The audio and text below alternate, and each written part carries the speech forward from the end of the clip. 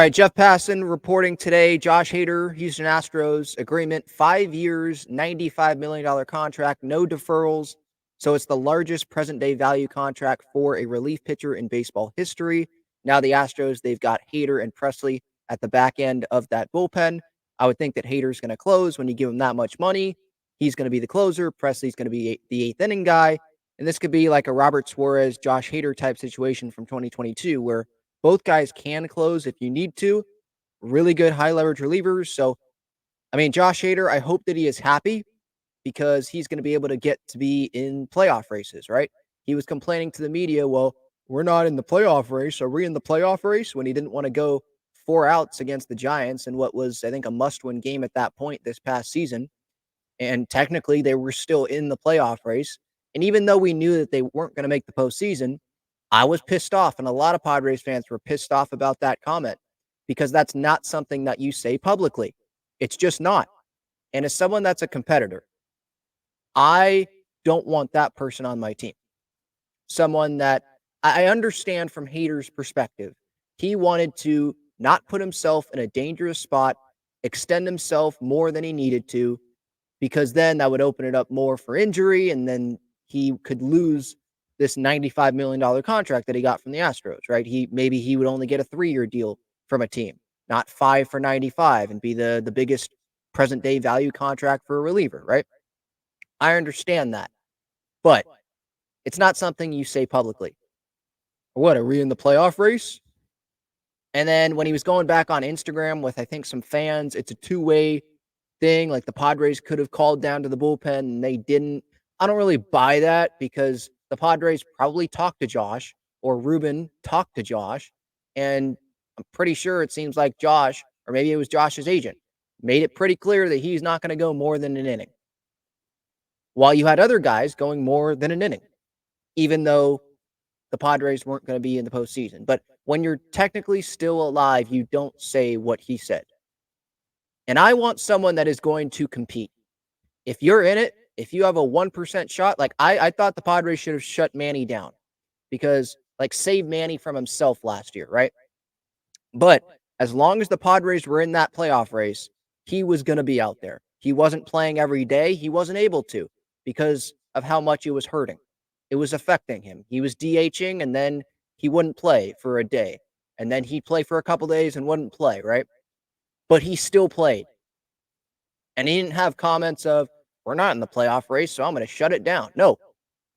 He had a role on this team. He knew that he needed to be out there. He wanted to be out there for this team. And he's a competitor. And Josh showed that he's not on that level, in my opinion.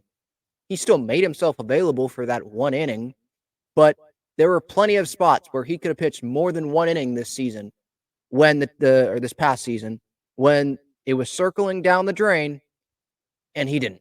The season was going down the toilet and he chose not to. And he could say, well, like he has said on Instagram and to a reply to a fan, he said, like, well, the Padres could have, essentially saying the Padres could have let me know, like they could have called down. But the competitor would sit there and say, he would go to Ruben Niebla. The ultimate competitor would go to Ruben, would go to Bob Melvin and say, if the situation calls for it, give me that 4th out. I'm trying to help this team. I'm going to be a team player and do whatever I can to help this team. We had World Series expectations to start this season, and I know that I'm the best reliever on this team.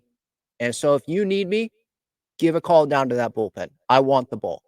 And it doesn't seem like Josh did that. Now, is he going to do that with the Houston Astros? Yeah, probably, because he's got his money. So, look, I understand why he did it, but I think a lot of Padres fans, and including myself, we have the right to be pissed off at Josh Hader for the comments that he's made and for the fact that he did not extend himself as much as he could have with the Padres. And that pisses me off. That pissed me off. And obviously, as you can see, I'm still irritated by that just because everything that has happened since then, right? Like that was a big year for the San Diego Padres with Peter Seidler passing away and Juan Soto getting traded, Snell, Hader, Martinez, Lugo, Waka not coming back. You knew that, like, Snell said it to reporters, like, this is going to be the best team I will ever play on. I'm not going to play on a team more talented than this, regardless of where I go in my career. And so it was a massive missed opportunity in 2023 for this Padres team. And Josh Hader, in my opinion, contributed to that. So, I guess good luck with the Houston Astros. Good thing he's not in the National League. There were some rumors about maybe the Dodgers would try to go get Josh Hader and just really build the ultimate super team more than they already have. I'm glad that that's not happening. I'm sure Bob Melvin's glad though that he doesn't have to deal with Josh Hader with the Giants though. So we'll see what Josh can do. Great talent on the field. I'm not saying he's not. Right? Like he had a really good year this past year, but I think he could have extended himself more for a team that wasn't meeting expectations and could have made that push to get back in the postseason race. And Josh didn't really help as much as I think he could have with that. Now, Padres bullpen, obviously, it seems like the back end of the bullpen, we know what it's going to be, unless some surprise move happens. But Robert Suarez, he's the favorite to be the closer.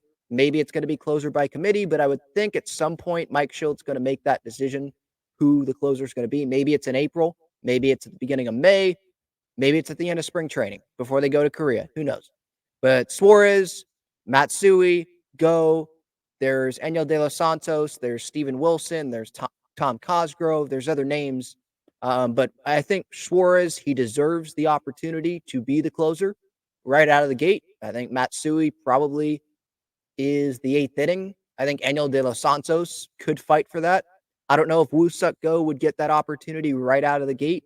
Maybe he's more of a sixth inning, seventh inning guy to start. Maybe Matsui is matchups as well. And they just want to go with guys that have pitched in the big leagues before to start. But with like the Matsui contract, for example, like I think the Padres give him that contract because they believe that he can pitch high leverage innings for them. So I'm going to be very interested in seeing how this Padres bullpen shapes up, who is pitching where. There's obviously Johnny Brito and Randy Vasquez as well.